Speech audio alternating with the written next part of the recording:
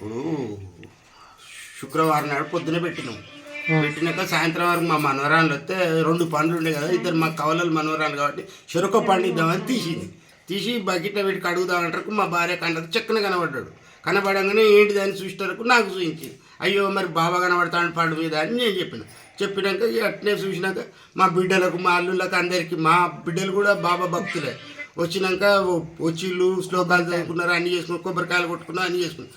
ఇదంతా ఎక్స్పోజ్ ఎందుకని ఒక 3-4 రోజులు గమ్ము నూకున్నా ఈ పండుని ఏం చేయాలని మా వాడలో ఒక కోట్ల పెద్ద మనిషికి ఆడానికి చెప్తే ఇట్లా కాదని చెప్పింది. ఇక అందరికి చెప్పేటరకు ఒక్కొక్కరికి తెలియంగానే అందరూ తండోపతండాలుగా వచ్చి చూసి ఇది వ్యవహారం. సాయిబాబా అయితే మేము మొదటి నుంచి కూడా సాయిబాబా భక్తులే. మాకు అనుకున్నట్టు బాబా కనబడ్డాడు కాబట్టి మాకు చాలా సంతోషకరంగా అనిపిస్తుంది.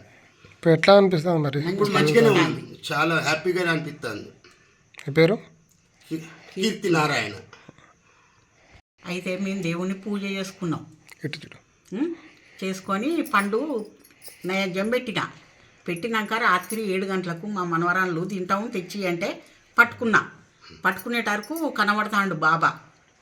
కనబడతా అంటే ఇక నేను మా సార్కి చెప్పిన, మా బిడ్డలందరూ వచ్చిండ్రు, కొబ్బరికాయలు కొట్టుకున్నాం, స్వీట్ పంచుకున్నాం.